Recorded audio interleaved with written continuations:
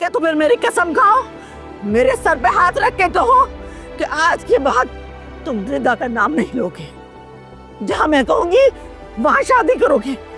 और अगर तुमने ऐसा नहीं किया, अगर तुमने ऐसा नहीं किया अरहम, तो मैं अपनी जान ले लूंगी, मैं खुद अपनी जान ले लूंगी।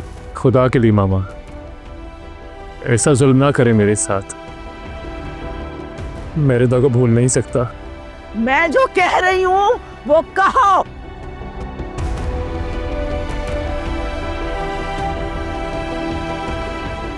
अच्छा ठीक है, जैसा आप चाहेंगी, जो आप कहें वैसे ही करूंगा। जहां कहेंगी वहां शादी कर लूंगा। तुम्हारा मरने की बात ना कीजिएगा प्लीज। आपको कुछ हो गया मैं भी मर जाऊंगा मामा। मेरी जान है आप। तुम्हें पता है ना, तुम मेरे इकलौते बेटे हो, मेरा एक ही सहारा हो, मेरी जिंदगी हो। मैं तुम्हारे बगैर नहीं रह सकती, मैं तुम्हारे बगैर मर जाऊंगी।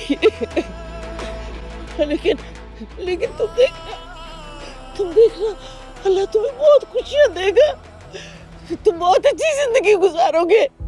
मुझे यकीन है, तुम बहुत अच्छी जिंदगी।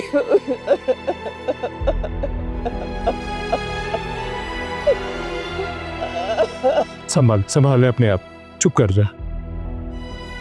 बैठे आराम से बैठ।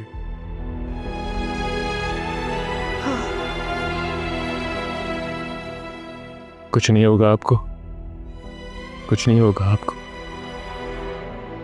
आप मेरी जान है, जान है आप मेरी। कुछ हो गया ना आपको मामा तो मर जाऊंगा मैं आपके बजाय। चुप कर, प्लीज चुप कर जाए ना। मुझे कमजोर नहीं करे आप, कमजोर नहीं करे मुझे।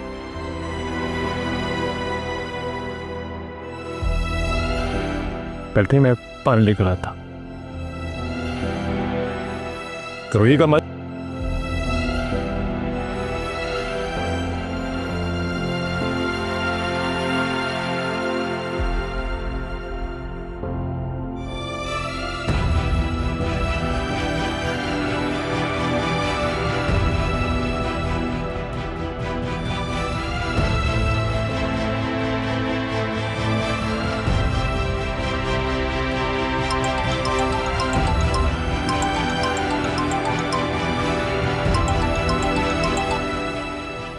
अस्सलाम वालेकुम पप्पू, कैसे हैं आप? मर गई तुम्हारी पिप्पो। क्यों किया तुमने फोन मुझे? पप्पू, आराम भाई। शुक्र है वो जिंदा है, वरना तुम दोनों ने तो उसे फंसवाने में कोई कसर नहीं छोड़ी थी। छोड़ क्यों नहीं देती पीछा मेरे बेटे का? पप्पू, सुनो लड़की, आज के बाद अगर तुम्हारी जुबान पर मेरे बेटे का नाम आया ना, तो मैं पुलिस में रिपोर्ट करवा दूंगी कि तुम दोनों मेरे बेटे को ब्लैकमेल कर रही हो। और साकिब से मेरे बेटे को जान का खतरा है। पप्पू, अगर आप एक बार मेरी बात सुन ले तो मैं आपको तफसील से बताती हूँ ये सब रानी का क्या धरा है। रानी करे या तुम, मुझे तुम लोगों से कोई ताल्लुक नहीं रखना। शुक्र मेरे बेटे की जान तुम्हारी बेवकूफ बहन से छूट गई है।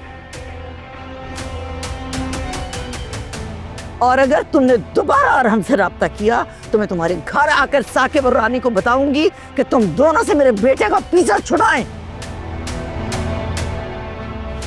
फिर सोच लेना कि तुम्हारा और तुम्हारी बहन का क्या हशर होगा। मैं तो अरहम को थाने से ले आई हूं, मगर तुम दोनों को दोबारा रानी ने अपने घर में कदम नहीं रखने देना, ये याद रखना तुम। मेरी इज्जत पे अगर कोई हर्फ आया ना तो उंगली तुम दोनों की तरफ भी उठेगी।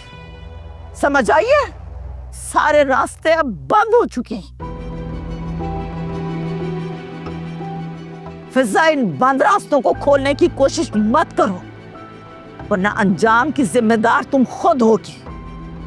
और इसे महज धमकी मत समझना तुम, अच्छा?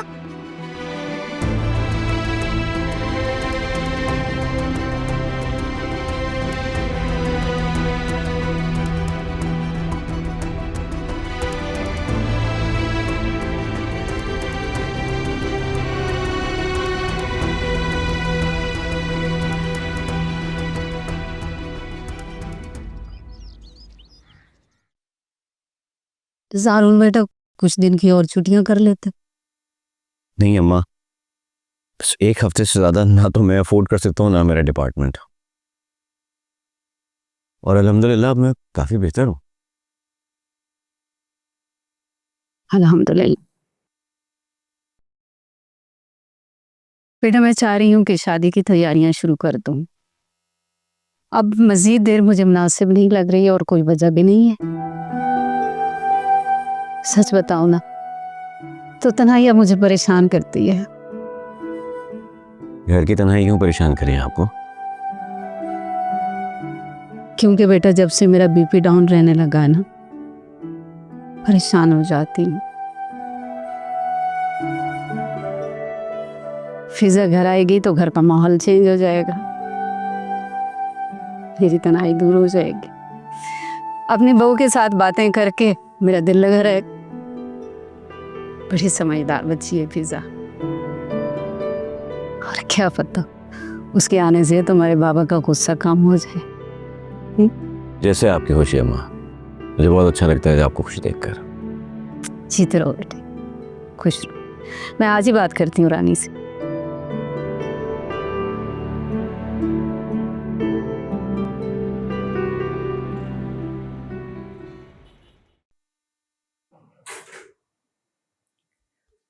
हटो तुम, मैं धोती हूँ।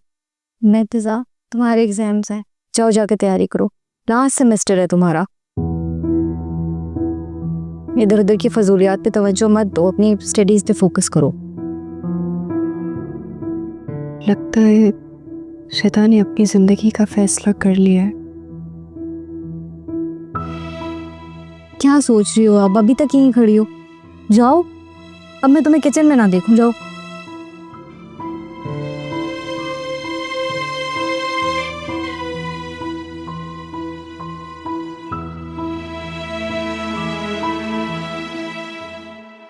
तुम्हें क्या लगता है अम्मा कि क्यों आ रही है आंटी? जाहिर सी बात है, अपने बेटी की सफाई देने, और किस लिए? अच्छा, और तुम मान जाओगी? हाँ, क्यों नहीं। खुशकिस्मती से अल्लाह ने हमें मौका दिया है, तो फायदा क्यों ना उठाए। हाँ, अब बात होगी हमारी शराइत पर। और उस अरहम का क्या, जो अपनी महबूबा के पीछे थाने तक चला गया, उसका क्या करना है? मामूली सी बात है, तुम भी तो कई बार कर चुकी हो। वैसे जीनत, अम्मा बिल्कुल ठीक कह रही हैं, और वैसे भी हमें तो ऐसे इश्यूज को कैश करवाना चाहिए, वो भी खूब अच्छी तरह से। ठीक कह रही हूँ ना अम्मी? बिल्कुल, शाबाश फरत, सीख लो कुछ अपनी बहन से।